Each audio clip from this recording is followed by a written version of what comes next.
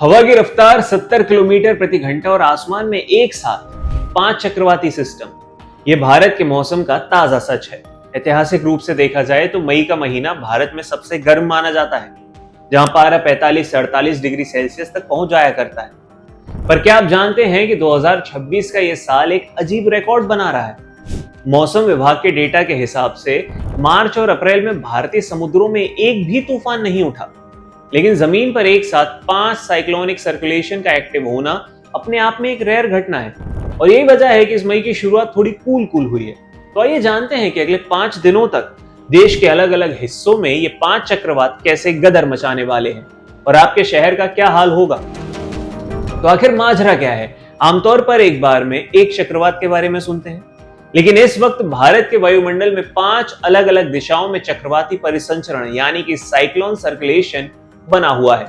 ये छोटे छोटे घेरे अलग अलग समुद्रों और दिशाओं में नमी खींच रहे हैं। इसका नतीजा ये है कि दिल्ली से लेकर बिहार तक और केरल से लेकर बंगाल तक प्री मानसून बारिश का दौर थमने का नाम नहीं ले रहा। अगले 5 दिनों तक हवाएं 50 से 70 किलोमीटर प्रति घंटा की रफ्तार से चलेंगी। ये रफ्तार इतनी है कि कच्चे मकानों, पेड़ों और बिजली के खंभों को नुकसान पहुंचाएंगी। मौसम वैज्ञानिकों का कहना है कि यह स्थिति तब बनती है जब पश्चिमी विक्षोभ यानी कि वेस्टर्न डिस्टरबेंस और लोकल सिस्टम एक साथ मिल जाते हैं। इससे किन हिस्सों पे क्या असर होगा वो जान लीजिए। दिल्ली, एनसीआर और उत्तर भारत में गर्मी पर ब्रेक लगने वाला है। दिल्ली, पंजाब और हरियाणा के लोगों के लिए जो अच्छी खबर है वो यही है कि फिलहाल यहाँ लू यानी कि हीट वेव का खतरा टल चुका है। 7 मई को दिल्ली एनसीआर में बादल छाए रहेंगे और शाम को ठंडी हवाएं चलेंगी। आईएमडी का अनुमान यह है कि यहाँ 30 से 50 किलोमीटर प्रति घंटा की रफ्तार से आंधी आ सकती है। इसके बाद 10 से 12 मई के बीच एक नया वेस्टर्न डिस्टर्बेंस दस्तक देने वाला है। इसका मतलब है कि अगले हफ्ते तक दिल्ली वालों को उस चुभने वाली गर्मी से राहत मिलती रहेगी और मौसम सुहाना बना रहेगा। अब यूपी बिहार की बात कर लेते हैं और बंगाल भी है साथ में। यहाँ बारिश होगी और ओलावृष्टि का भी अलर्ट है। बिहार में 6 मई को शुरू हुई बारिश अब और ज्यादा चलने वाली है। 10 मई तक खिंचेगा यह सिलसिला। यहाँ कुछ इलाकों में ओलावृष्टि यानी कि हेलस्टॉर्म की भी चेतावनी है, जो फसलों के लिए चिंता का विषय है, लेकिन तापमान को कंट्रोल करने में ये सक्षम है। वहीं उत्तर प्रदेश की बात करें तो यहाँ पश्चिमी यूपी में बादलों की वजह से राहत रहेगी। हालांकि पूर्वांचल यानी पूर्वी यूपी में पारा 40 डिग्री के आसपास बना रहेगा। सबसे ज्यादा हलचल पश्चिम बंगाल और सिक्किम में देखने को मिलेगी।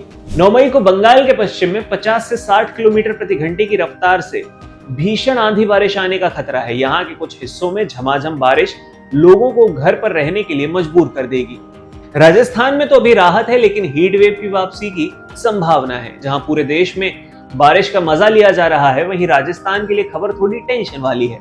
7 और 8 मई को कोटा, जयपुर और भरतपुर में हल्की बौछार जरूर पड़ेगी, लेकिन ये राहत बहुत छोटी है। 9 मई से पश्चिमी राजस्थान में भीषण लू यानी हीट वेव की वापसी होने वाली है। मौसम विभाग ने ये चेतावनी दी है कि यहाँ तापमान में 3 से 5 डिग्री की बढ़त हो सकती है, जिससे झुलसाने वाली गर्मी वापस लौट आएगी। अब बात कर लेते हैं दक्षिण भारत की। केरल, तमिलनाडु में बारिश बहुत तेज होगी। दक्षिण भारत में प्री मानसून अपनी पूरी लय में है। अगले 7 दिनों तक केरल, तमिलनाडु, पुडुचेरी में भारी बारिश का अलर्ट जारी कर दिया गया है। आंध्र प्रदेश और तेलंगाना में भी 30 से 50 किलोमीटर प्रति घंटे की रफ्तार से हवाएं चलेंगी। 7 और 8 मई को कर्नाटक के आंतरिक हिस्सों में मूसलाधार बारिश हो सकती है। अगर आप इन राज्यों में ट्रैवल करने का प्लान बना रहे हैं तो एक बार मौसम की जानकारी जरूर चेक कर लें। समुद्र में क्या हलचल है, क्या कोई बड़ा तूफान आने वाला है? तो अभी तक का सबसे बड़ा अपडेट आ रहा है अरब सागर से। खबर यह है कि 10 मई के आसपास दक्षिण पूर्व अरब सागर में एक चक्रवाती भंवर बन सकता है। हालांकि अगले 48 से 72 घंटों में यह साफ हो जाएगा कि ये कितना पावरफुल होने वाला है।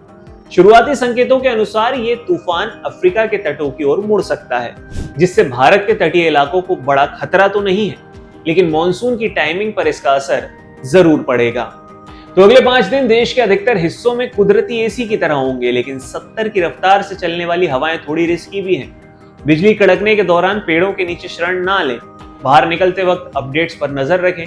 दिल्ली से बिहार तक मौसम मेहरबान है, बस राजस्थान के लोगों को गर्मी से बचने के लिए एक्स्ट्रा तैयारी जरूर करनी होगी।